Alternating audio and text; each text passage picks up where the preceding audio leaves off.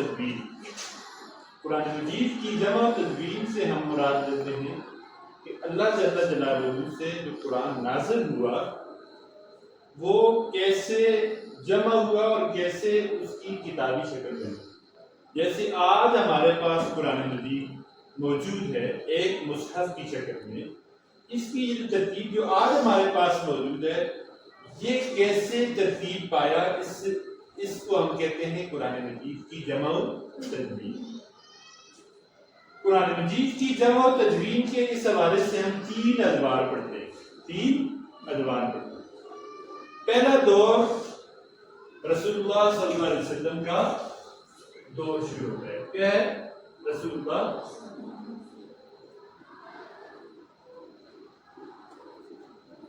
صلی اللہ علیہ وسلم کے زمانے میں قرآن مجید نازل ہوتا تھا، تو نازل ہونے کے بعد جو قریب پہ کاتب وحی ہوتے تھے، قریب پہ ان لوگوں سے رسول اللہ صلی اللہ علیہ وسلم اس کو لکھوا رہے اور لکھوا کے اس کو مسجد نبوی کے اندر ایک صندوق تھا اس کے اندر رکھوا رہے۔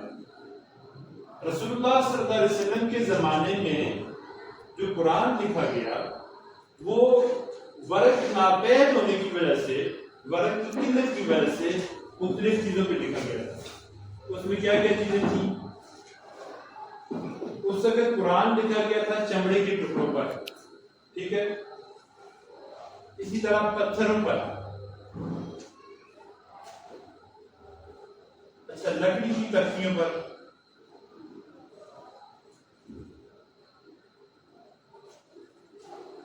اونٹ کی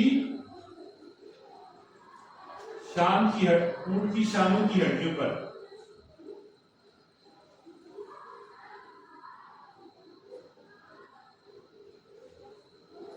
کھجور کے پتوں پر،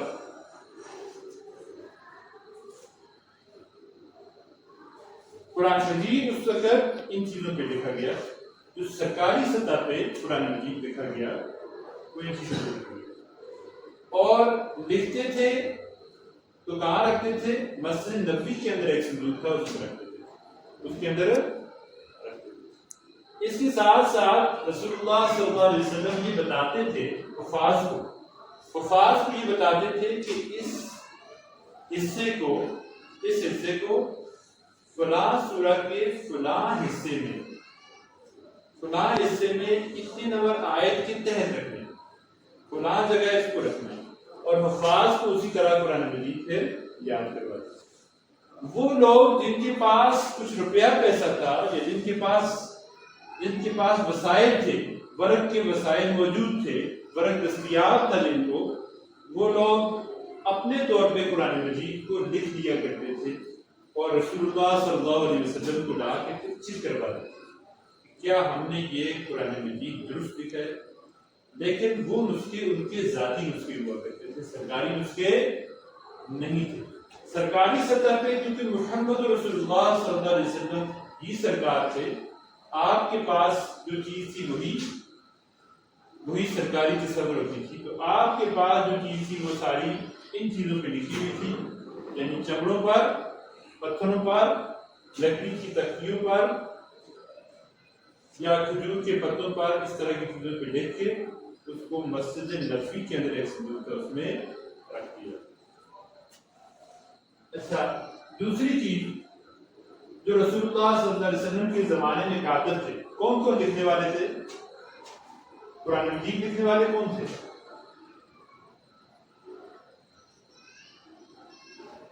قرآن مجید لکھنے والوں کو کاتبین وحی کہتے ہیں۔ قرآن مجید لکھنے والوں کو کاتبین وحی کہتے ہیں، جن کی تعداد 40 سے زیادہ ہے۔ کتنی ہے؟ 40 سے زیادہ ہے۔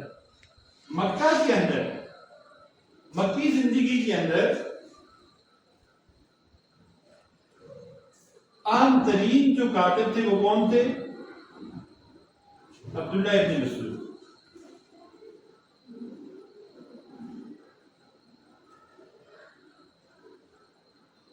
اور جو مدنی زندگی میں جو خاص کاتب تھے رسول اللہ صلی اللہ علیہ وسلم کے، وہ کون تھے؟ زید بن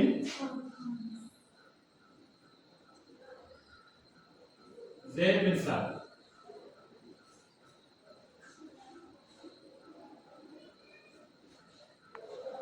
ان کے علاوہ بے شمار لوگ تھے جو قرآن لکھتے تھے، اس طرح کے خلفائے راشدین، اشرف مبشرہ کا بھی حصہ ہے خلفائے راشدین. یہاں تک کہ 40 کے قریب لوگ ہیں جنہوں نے قرآن مجید کو مختلف اوقات میں محمد رسول اللہ صلی اللہ علیہ وسلم سے لکھا، یعنی جن کو رسول اللہ نے لکھنے کا حکم دیا. لیکن عمومی طور پہ مکی زندگی میں عبداللہ ابن مسعود خاص کاتب تھے، کیونکہ رسول اللہ صلی اللہ علیہ وسلم کے خادم خاص کے تھے، اور مدنی زندگی میں زید بن ثابت. اچھا، اس دور کے بعد رسول اللہ صلی اللہ علیہ وسلم کی وفات کے بعد کا جو دور ہے، اس دور میں کیا ہوا؟ دوسرا دور شروع ہوا. دوسرا دور ایک ہنگامی صورتحال تھی کہ جب منکرین ختم نبوت اور منکرین زکوٰۃ نے مسلمانوں سے جنگ کی، اور ایک بہت بڑا ہنگامہ کھڑا ہوا جس کا مقابلہ کرنے کے لیے حضرت ابوبکر صدیق رضی اللہ عنہ نے ان سے مقابلہ کیا، اور اس میں بے شمار صحابہ شہید ہوئے. عہد صدیقی آپ اس کو کہتے ہیں، عہد صدیقی، دوسرا دور.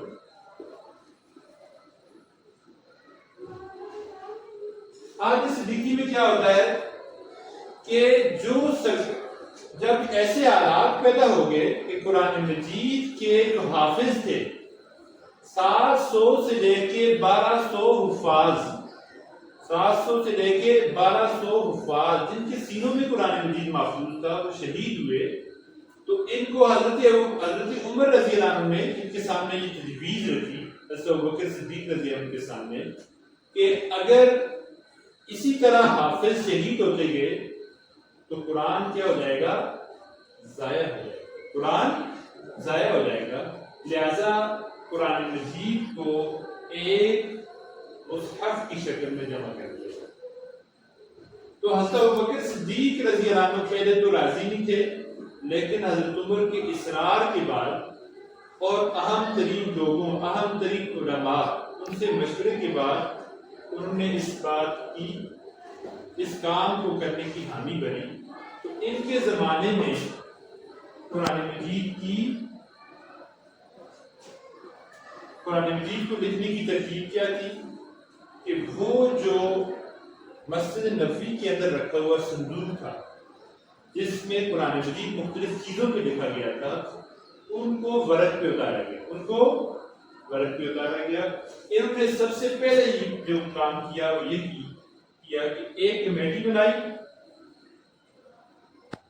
اور اس کمیٹی کے سربراہ جو ہیں زید بن ثابت کو بنایا. کس کو بنایا؟ زید بن ثابت رضی اللہ تعالیٰ عنہ کی سربراہی میں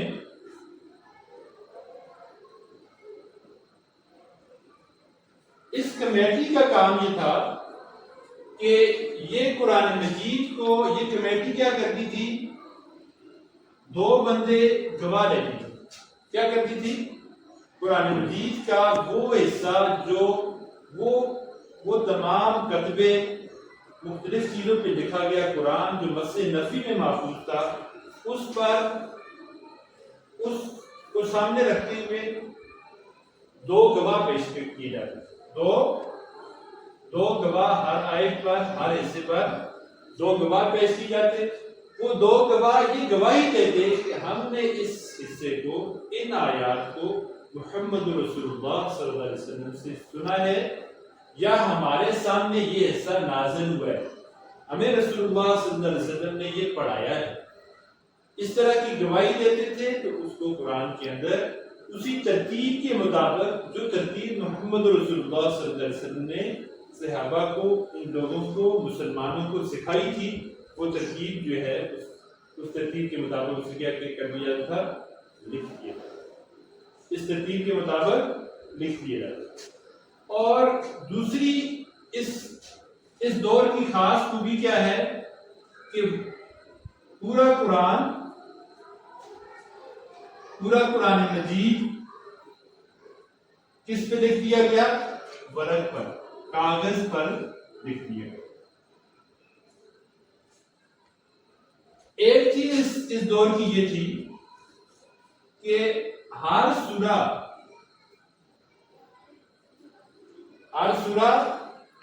ایک صحیفے کی شکل میں لکھی گئی۔ ہر سورہ کا ایک ایک صحیفہ بنایا گیا اور پھر ان کو ایک جگہ رکھ دیا۔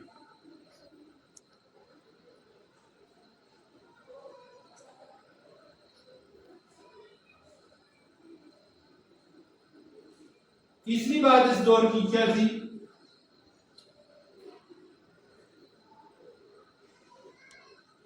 سات جو مشہور قرآن مجید کے لہجے ہیں، سات قراتیں، اس کو سبع احرف کہتے ہیں کہ قرآن مجید سات لہجوں میں اترا ہے۔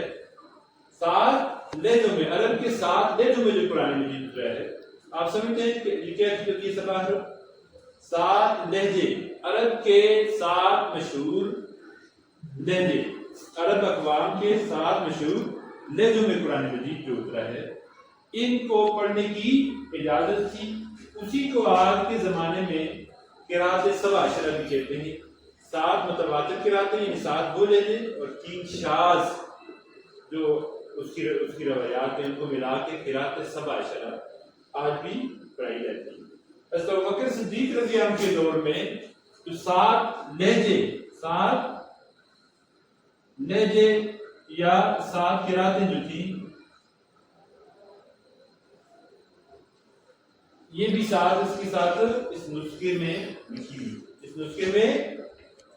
تھی۔ اس طرح قرآن مجید حضرت ابوبکر صدیق رضی اللہ عنہ کے دور میں جمع ہوا اور انہوں نے اس کا ایک نسخہ تیار کر کے، ایک ایک صحیفے کی شکل میں ایک سورہ یہ تیار کر کے انہوں نے اپنے پاس رکھا اور لوگوں سے کہا کہ اس کو آ کے کاپی کروائیں۔ اس کو کیا کرنے؟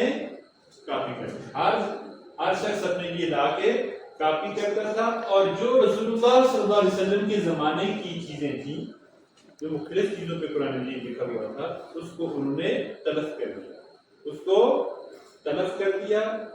اور اگر کسی کے پاس قرآن مجید اپنے طور پہ لکھا ہوا تھا تو ان کو بھی لا کے جو اس سے مختلف یا تھا یا اس سے کم زیادہ تھا، کیونکہ قرآن مجید کا کچھ حصہ منسوخ بھی ہوا، کچھ آیات، تو ان سب کو کیا کر دیا گیا؟ تلف کر دیا گیا، اور ان سے کہا کہ سب کس کی پیروی کریں؟ اس نسخے کی لا کے جس کے پاس ورق ہے وہ آگے سے کاپی کر دے، اس سے آ کر کاپی کر۔ آ رہی سمجھ؟ تیسرا دور جو ہے قرآن مجید کا، وہ ہے عہد عثمانی۔ کیا ہے؟ حضرت عثمان غنی رضی اللہ عنہ کے دور میں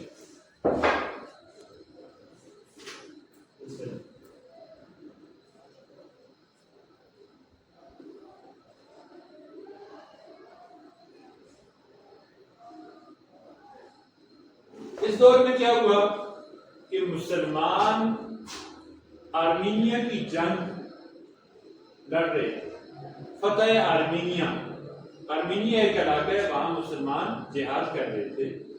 تو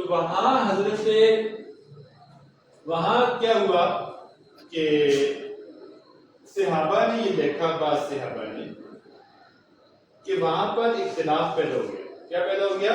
لوگوں میں اختلاف پیدا ہو گیا۔ کچھ مسلمان یہ کہتے ہیں میری قرات درست ہے، کچھ کہتے ہیں میری قرات درست ہے۔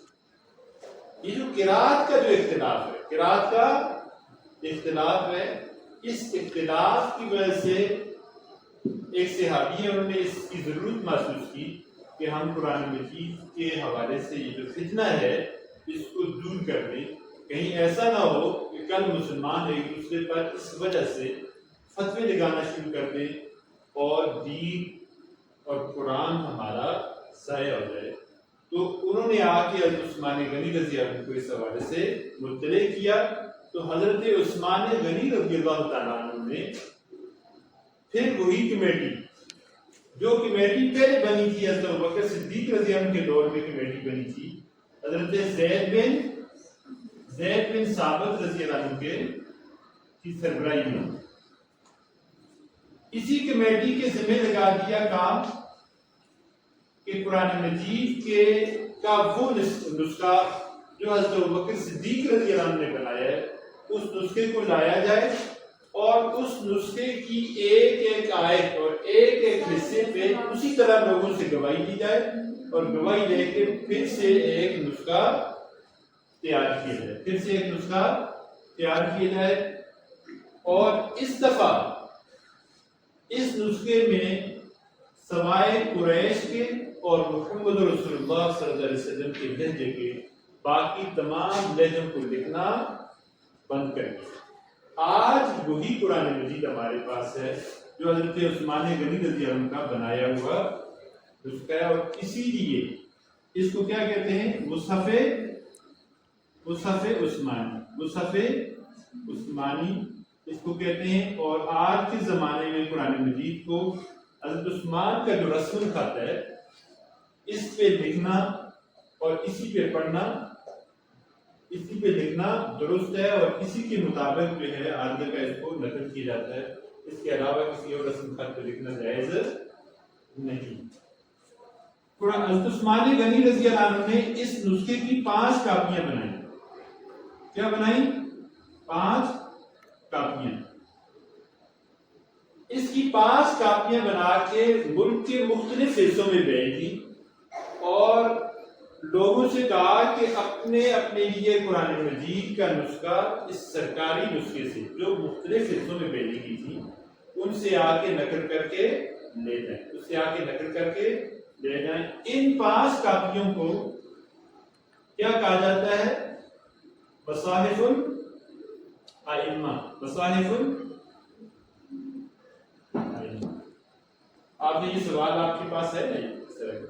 مصاحف الائمہ کس کو کہا جاتا ہے؟ یہ جو سرکاری نسخے تھے ان کو کیا کہا جاتا ہے؟ مصاحف الائمہ۔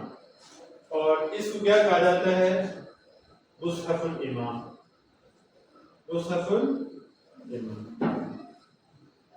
ان نسخوں سے لوگ کیا کرتے تھے؟ اپنی کاپیاں تیار کرتے۔ اب اس دور کا کیا فرق تھا جو اس دور میں نہیں تھا؟ سارا قرآن مجید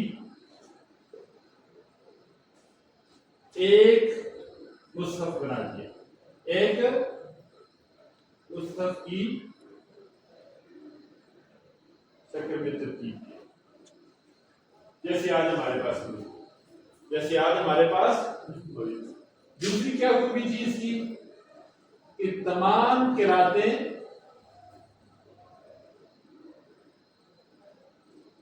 اور لہجے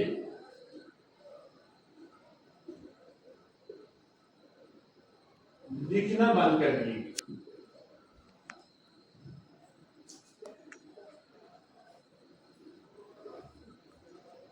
ٹھیک ہو گیا؟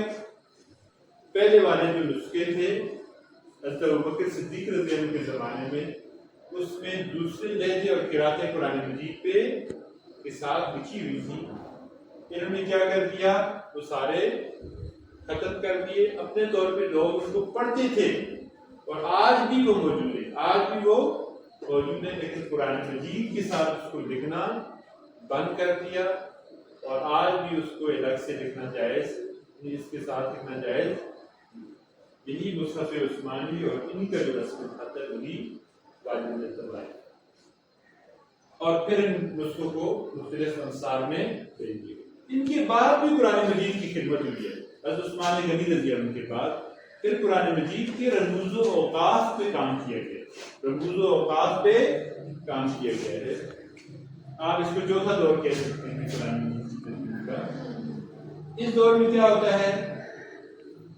قرآن مجید کے اوپر آپ نے نشان دیکھے ہوں گے، چھوٹے چھوٹے نشان، آئین کا نشان پڑا ہوتا ہے، جہاں رکوع ختم ہوتا ہے وہاں آئین کا نشان ڈال دیا۔ اسی طرح کسی جگہ سواد لکھا ہوتا ہے، کسی جگہ وقف لازم لکھا ہوتا ہے، کسی جگہ آیت کے اوپر درمیان میں حرف طا لکھا ہوتا ہے نا، کسی جگہ پر سواد دام سن لکھا ہوتا ہے۔ मिलाने को होते हैं, किसी जगह पर ला लिखा होता है। ये तमाम चीजें जो हैं ये क्या है, रमूज व औकाफ है। क्या है, रमूज व औकाफ। इन चीजों का तयन बाद के दौर में किया गया। बास कहते हैं कि हज़रत अली के दौर में हुआ, बास कहते हैं एक और ये है कि बनु उमय्या के ज़माने में हज़रत अली का वो शागिर्द ही था अबुल अस्वद दुनी, उसने ये काम शुरू किया, हज़रत अली के दौर में शुरू किया था। और बनु उमय्या के ज़माने में हज्जाज इब्न यूसुफ के हुक्म से इस काम को मुकम्मल किया गया। हज्जाज बिन यूसुफ के हुक्म से इस काम को मुकम्मल किया गया। और तीसरी खूबी ये थी इस दौर की, यानी ये जो आखिरी दौर है चौथे दौर में, इस दौर तक कुरान मजीद और अरबी इबारात पर नुक्ते नहीं हुआ करते। क्या नहीं थे? बा, ता, सा, ये जो नुक्ते हैं, एक नुक्ता नीचे, दो ऊपर, तीन ऊपर, ये नुक्ते अरबी इबारात से नहीं होते थे और ना कुरान मजीद पर थे। लेकिन अहले ज़बान जो थे वो समझते थे कि ये कौन सा हरफ है, बा है, ता है, ता है। उन्हें इन चीजों का इल्म था, बाकी लोग इन चीजों को नहीं जानते थे। इस चौथे दौर में ये किया गया कि कुरान मजीद के ऊपर नुक्ते और एराब, नुक्ते भी लगाए गए और एराब भी लगाए गए, और इसके अलावा रमूज़ो औकाफ भी लगाए गए, रमूज़ो औकाफ भी लगाए गए। रमूज़ो औकाफ में जैसे आप आइन का की अलामत देखते हैं, एक शख्स एक रकत में जितना कुरान पढ़ता है उसको पढ़ने के बाद रुकू करता है, या रसूलुल्लाह सल्लल्लाहु अलैहि वसल्लम के सहाबा कुरान में आमतौर पे नमाज पढ़ते हुए एक रकत में जितना कुरान पढ़ते थे उतने हिस्से पर क्या निशान लगा दिया, आइन का, रुकू का। और आज हमारे पास उसी तरतीब के मुताबिक 558 रुकू। कितने रुकू? 558 ही है ना, 558 रुकू कुरान में। इसी तरह आयात की तरतीब तो वही है जो मोहम्मद रसूलुल्लाह सल्लल्लाहु अलैहि वसल्लम के ज़माने में थी। और आयत की आमतौर पर तारीफ भी ये की जाती है कुरान मजीद के चंद अल्फाज का ऐसा मजमूआ कि जिसका मब्दा और मक्ता, जिसकी इब्तिदा और इंतहा, तो उनकी तरतीब वही है 6236। ऐसा ही है आज हमारे में। इसके बाद जुज पे निशान लगाए, यानी इसकी क्या बना दिए, एक एक पारा बना दिया, इसके पारे बना दिए कि कोई शख्स कुरान मजीद को पढ़ता है एक महीने में कम से कम कुरान मजीद को पढ़ ले। उस हिसाब पे उन्होंने क्या कर दिए, एक एक पारे का हिसाब कर दिया। आज हमारे पास 30 पारों का जो बना हुआ सेट है, इसी तरीके का। फिर इसके बाद जो लोग कुरान मजीद को 7 दिनों में खत्म करते हैं तो उनके लिए तो 7 हिस्से कुरान के कर दिए, है ना। तो 7 हिस्से बना दिए, कुरान मजीद को 7 दिनों में खत्म करते हैं। कुछ लोग 3 दिनों में खत्म करते हैं कुरान मजीद को, कम से कम 3 दिन से कम मुद्दत में खत्म करना इमाम अहमद बिन हंबल रहमतुल्लाह अलैह के नज़दीक जायज़ नहीं है। लेकिन जहाँ कहीं शबीना वगैरह हो, इस तरह की कोई खुसूसियत हो तो खुसूसियत के साथ कुरान मजीद को एक दिन में भी मुकम्मल तौर पे पढ़ा जा सकता है, पढ़ा